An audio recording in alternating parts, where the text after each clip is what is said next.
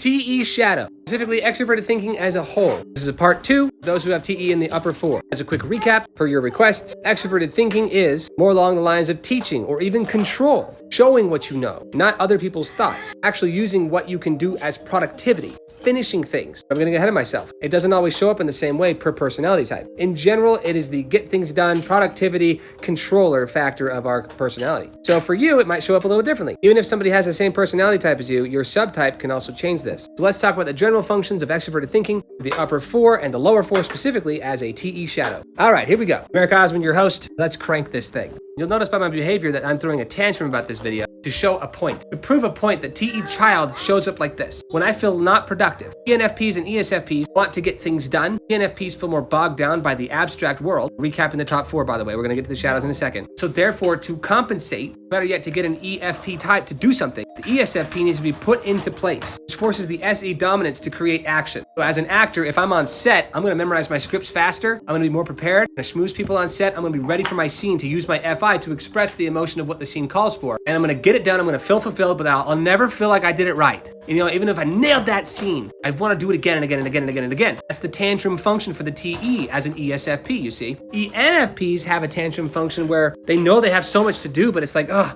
I'm not caffeinated enough, I'm a little too tired, maybe later, maybe later, maybe later. ENFPs are master procrastinators. Let me know if you relate. So that's where the child function of TE, that's the third ones. Now, we can stereotypically say that ENTJs and ESTJs are the most productive, but they're also considered the most controlling, right? Stereotypically. You might find one that's a little more generous and open, but specifically speaking of TE as a dominant function, that is a controlling nature. So now we have TE as a parent. So that's ENTJ top, ESTJ top. For TE dominance, TE parent. As a full recap, INTJs and ISTJs have a controlling nature, a teaching nature. They feel like they need to teach you something. So stereotypically the cops of ISTJ, they're like, you need to follow the rule, you need to follow the law. INTJs are like, here's the plan. Why are we off track? Let's keep to the plan. They're known as the architects, right? Dark side of the INTJ is like, I knew you would do that, so I manipulated the situation to control it better. But that's a dark INTJ. A light INTJ is like, hey, I understand, we're not on track, let's recreate the plan and try again. That's a healthy INTJ. See how they're different, but they both have TE parent. An ISTJ is gonna try to control, generally speaking. That's not the way that I see it. Do this better in real time, because they're a sensor type. Now, you have the TE child, TE parent, and TE doms. Hey, TE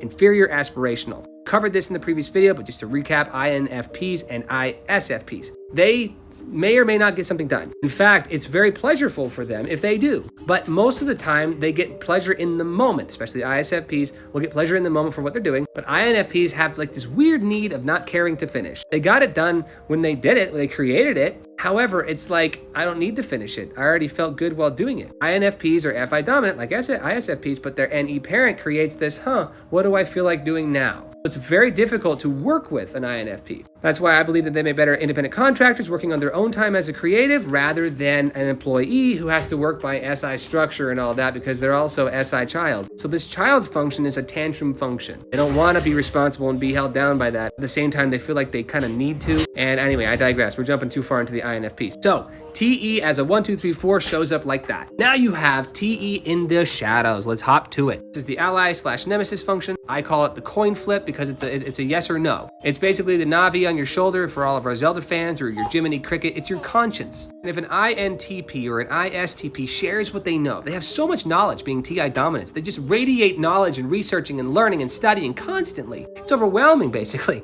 When you radiate that type of energy, if you have knowledge but don't use it, what is that? Bypasses the whole knowledge is power thing, but using what you know is wisdom. So there you go, absorb that as much as you can, and actually remember that a healthy version of the INTP and ISTP uses what they know and actually helps other people to do that, because they're also FE inferior aspirational, which allows them to get pleasure on small amounts by actually helping people with what they know. So it's fascinating to see how that actually shows up. INTPs make better teachers in the abstract if they teach, and ISTPs are better at showing you in real time because they're sensors. An ISTP like opening up an engine for you and actually like teaching you how this thing works. INTPs are gonna be like, here's the formula, here's my thoughts, here's my imagination, let's put this into practical use.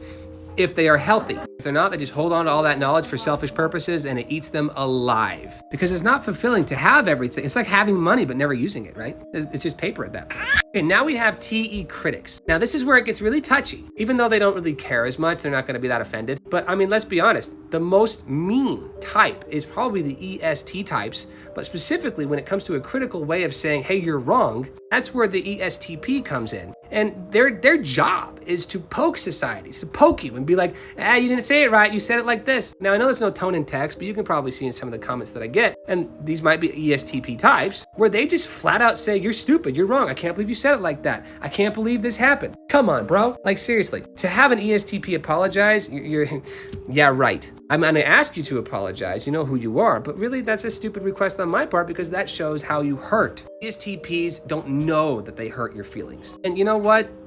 A maturity factor comes into play when there's an apology. Apologizing or not, it's the idea of feeling that you're wrong, and that is exactly what TE critics don't like. So ENTPs are known for knowing things. To tell them that they're wrong, they're a little more on the humble side versus the ESTPs who are very easily offended. ENTPs are gonna be like, I never thought that way. Okay, they'll consider the next thing because they're NE dominants. But an ESTP are so staunch that you're doing it wrong, you're not doing it their way. But that's kind of how that shows up. I'm sorry if that offends you, like, you know what, if you hurt, you hurt, hurt people. But like, honestly, have a little more love in the way you teach, and I guarantee you it will be reciprocated way better. You'll have friends. ESTPs really struggle to keep relationships because they're just so freaking pokey. And that's just a general stereotype. They are very cool. They're very cool. But being cool cannot overrule feeling. They are not feeler types. They are FE child. And so that's their playful function of playing with your emotions. Oh, I'm just kidding, bro. I'm just kidding. They're gonna apologize, whatever. They're gonna mess with the fact that you were doing something wrong. They're gonna be critical of you. So anyway, I digress. That critical function can be very touchy for anybody on the receiving end for a TE critic. That isn't to say that these two types are TI parents, by the way. They are smart.